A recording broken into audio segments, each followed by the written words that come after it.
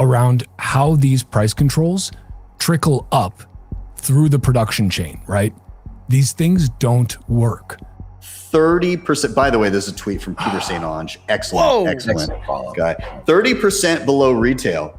And so at first, everybody would celebrate, yay, cheap steak. And then all of a sudden, there was no steak.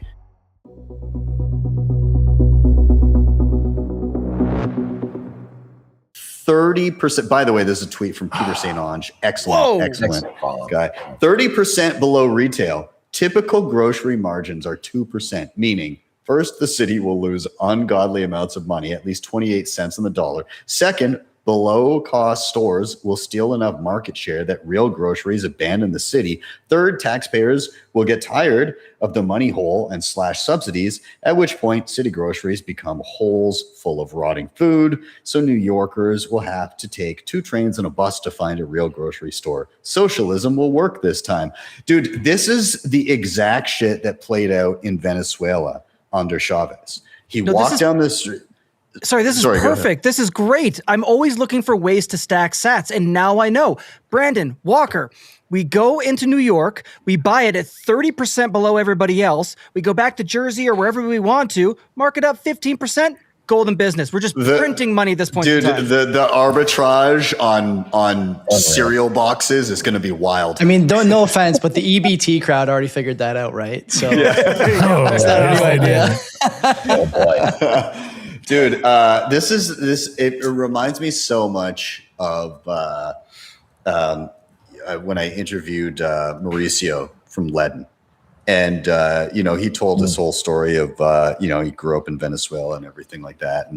And him recounting the whole Chavez thing. And basically Hugo Chavez would come in and say like, oh, steak is too expensive. It needs to be, like $5 a pound or something like that. And he'd undercut it by 60%. And he would say to the cattle farmers, like, you have to sell it at this price. Otherwise we're going to take your farm. And some farmers would just be like, there's no fucking way.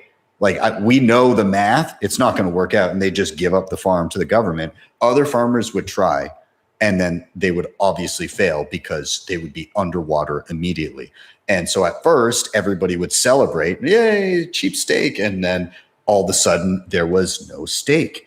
And then the government started buying steak from other countries, shipping it in, putting it in stores, listing it for far below what they paid for it. And then, of course, all of that steak up on them.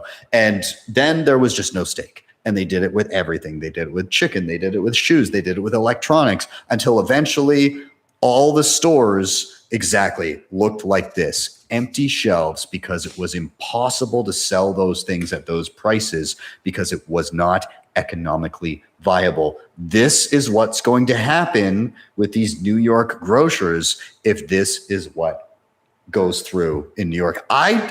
I almost can't fathom that they would even be able to try this and actually make it work. I just feel like it will be a reneged upon promise, much like the free buses and all that shit. I don't know. What do you guys think?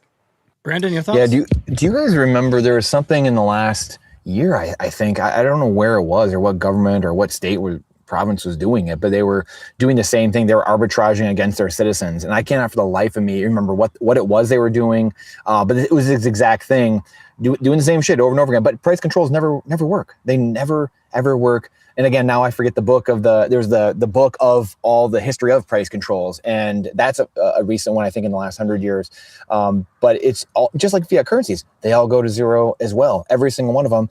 And the question, I guess, is how do you get people to realize these things? Like Zimbabwe had their hyperinflation in 2009, and then they're spinning it up again a few years later. Argentina's had like 6 currencies in the last 35 years. How do you get people to understand or see these things when they've actually had it? And Ben, you talk about this all the time, the Lebanese barter, right? Like people just accept it. I don't even know. I mean, this goes back to even the sailor stuff in the beginning. Like I don't know. I mean, at what point, like shortcutting the system, like what's going to actually get people? Is it a new AI algo trading preferred? Is it a new protocol, a new BIP we need to, like, is it this? Or is it a currency needs to collapse? At this point, I don't even know. I really don't even know, because I have examples everywhere of nothing working. So I don't know. I'm not going to go black pill necessarily. But like Emperor Diocletian, same thing in Rome, had the Edict of Prices and telling everyone what you had to price everything at. 40 centuries. There you go. Yeah. I think I have this book buried somewhere. I've flipped through it before, but it's just classic. I mean, this is such an epic book. And so you have this world where you get to this place where the emperor is trying to tell everyone, well, so what did everyone do? Of course, they were like, well, I can't make money here, so I'm going to go into another venture. And he was like, no. Now there's a new rule. You have to go into your father's business. And then if you didn't do that, you were killed. Like it's just this, so everything just collapses, obviously, at the end of the day. So not to doomer too much, right? But there's so many amazing things going on, right? We've talked about this thing before of the Nostr Mesh VPN, the stuff Dorsey is building, people learning nodes now more than ever and actually seeing what's going on, which is a good thing that's come out of this, new implementations, AI explosion in models, and people learning just at everyone's fingertips. And we're at the bottom of the bear market. We'll have number go up at sooner rather than later. And unearthing of the great game, all these things, the British Crown, like we've talked about many times, Nikita and Elon changing the algo, for crying out loud. I'm seeing people that I haven't seen in forever. There's so many unbelievable things happening. So we can get very black pilled into everything that's going on, but there's so much good happening out there. So I definitely don't want to take it down a black pill hole. Walker? Okay. Price controls never work. Socialism is a road to communism. Communism has killed 100 million people in the last century. It's a terrible, terrible, terrible idea. Honest, intelligent communist, pick 2 out of 3. You can only pick 2, right? I'll wait for you dumb communists to not figure out what that means. There's a great book by Andrew Dixon White called Fiat Money Inflation in France. It's a pretty thin book. So even you lukewarm IQ communists should be able to read it. It describes exactly what happened. Many people think that the French Revolution was it just somehow fomented itself. And all of a sudden it just happened and they were just cutting people's heads off. Let them eat cake. And that's as much as they know about the French Revolution, right? Or they're communists and they're like, yeah, the workers rose up. No, that's not what happened. What happened was they devalued the assignat or the assignat, however you'd like to pronounce it, the French currency, through multiple different means over the space of years. Everything got really expensive. Then they tried price controls. It didn't work. Andrew Dixon White works through a very, it's a great book, works through a very tangible example, which is what Brandon also described, around how these price controls trickle up through the production chain, right? These things don't work. Price controls are market distortions. When you distort the market, when you no longer allow the real price being the most important signal that an economy has, the only signal that matters, literally that's it, the price that someone is willing to sell for and buy for. That is it. People making subjective value judgments based on the information that they have available to them. When you distort those price signals, things break. And what does it lead to? Well, it leads to death, starvation, or in the case of the French Revolution, it leads to people chopping off each other's heads, right?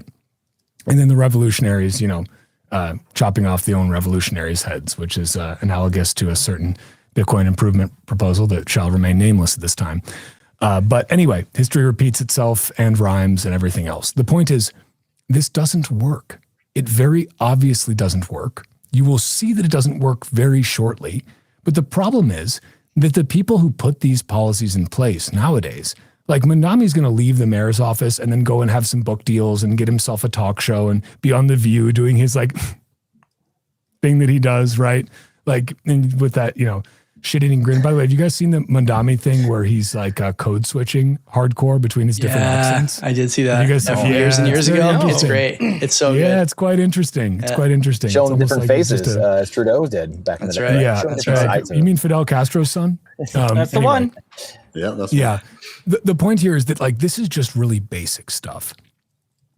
Unfortunately, because of the way the markets have already been distorted, a huge swath of the population rightly feels as though the system does not work for them. The problem is that, like with many things that could be analogous in the Bitcoin community today, for example, The medicine that they prescribe doesn't cure the disease and in fact makes you more sick. Communism is in fact both a disease and a perceived medicine to combat the apparent disease of capitalism. But communism is just the fucking worst. It never works. It results in death and societal destruction. It results in chaos and disorder, ironically, through the forced ordering of an economy. It's a terrible idea. People suffer because of it. People die because of it in the hundreds of millions, and they will continue to until we stamp out the scourge of this destructive ideology. So I'm sorry, New York, but you're apparently the most recent testing grounds for an idea that's been debunked for a century.